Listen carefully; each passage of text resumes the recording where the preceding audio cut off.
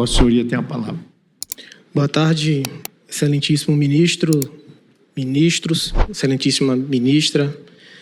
Eu me chamo Dinaman Tuxá, sou um dos coordenadores executivos da Articulação dos Povos Indígenas do Brasil e também sou advogado. Estou aqui representando o partido, uma fala na representação do Partido do Socialismo Liberal do PSOL. E antes, ministro, de iniciar a parte mais técnica do debate, eu gostaria de fazer um breve relato, porque eu sou filho de um processo de esbulho possessório promovido pela ditadura militar. Eu sou filho, eu estou emocionado, ministro, com todas as vênias aos senhores, porque eu faço parte de um processo de violência promovido pelo Estado brasileiro. E para mim é muito duro ter que sair da minha comunidade para adquirir conhecimento, para estar hoje aqui com todos os senhores e senhoras, ministros, excelentíssimos, perdão. Nós somos impactados por uma construção de uma hidrelétrica, ministro Dino, na década de 80, e meu povo foi removido por completo do meu território tradicional. Parte dele foi alagado de uma famosa ilha nossa, chamada Ilha da Viúva. Só um minuto.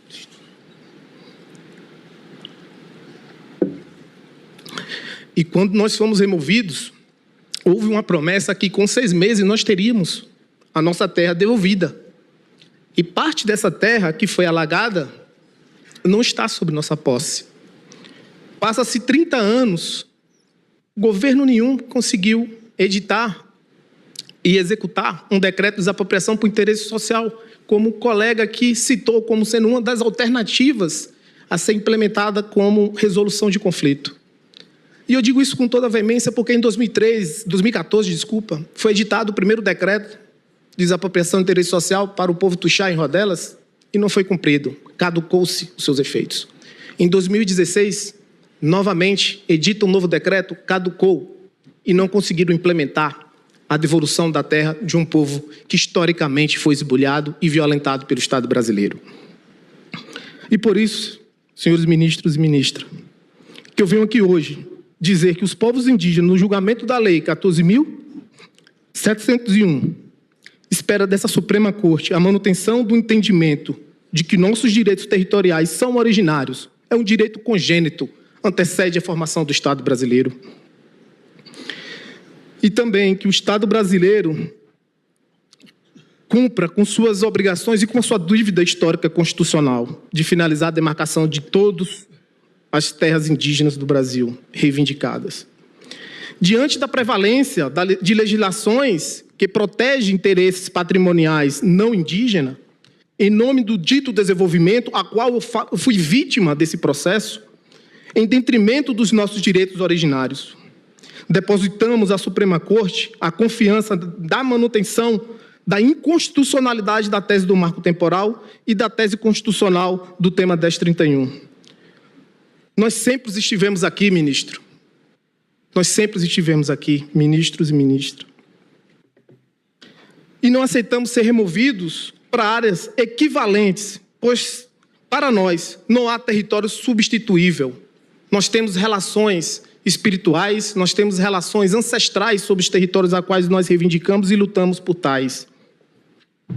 Nesse sentido, o nosso território, ele é desassociável de quem somos.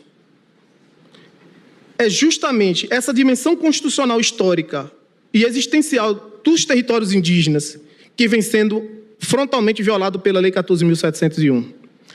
Na presente sustentação oral, eu vou focar na impugnação da inconstitucionalidade da referida legislação no que diz respeito à flexibilização do usufruto exclusivo por obras de infraestrutura e de atividades econômicas exercidas por não indígena e a dispensa da consulta livre, prévia e informada desses empreendimentos. Diante disso, ministros e ministras, a inconstitucionalidade por flexibilização do usufruto exclusivo de obras de grandes impactos de atividades econômicas nas terras indígenas, senhores, o artigo 20 da referida lei afirma que o usufruto dos indígenas não pode sobrepor os interesses da política de defesa e da soberania nacional. No seu parágrafo único, autoriza, em terras indígenas, sem qualquer consulta, as comunidades afetadas, as instalações de bases de postos militares, a expansão estratégica da malha viária, a exploração de alternativas energéticas e resguardar riquezas estratégicas.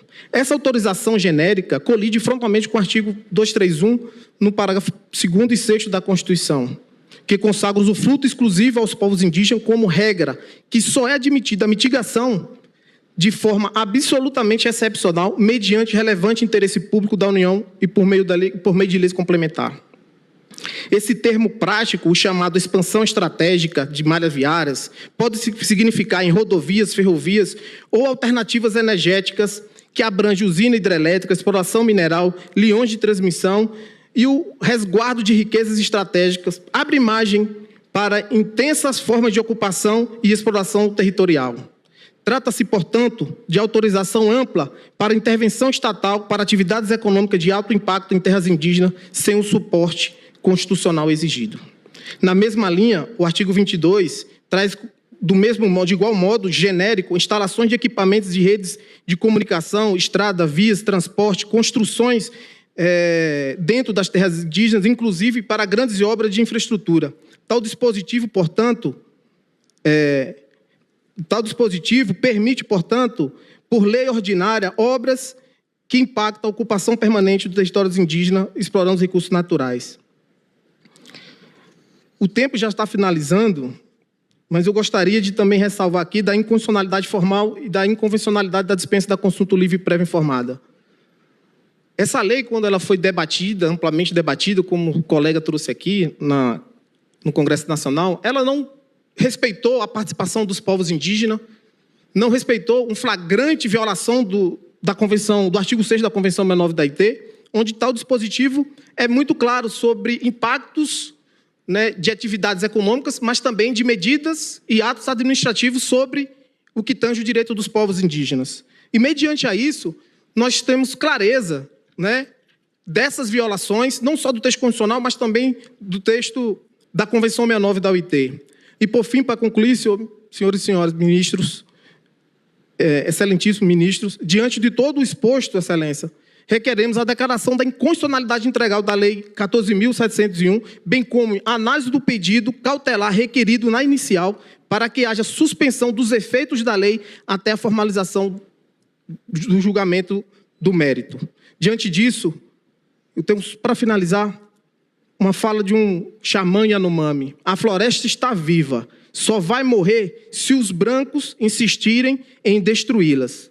Então todos nós morreremos, um atrás do outro, tanto o branco quanto nós indígenas. Demarcação já, e digo ao povo que avance. Obrigado, Vossa Senhoria.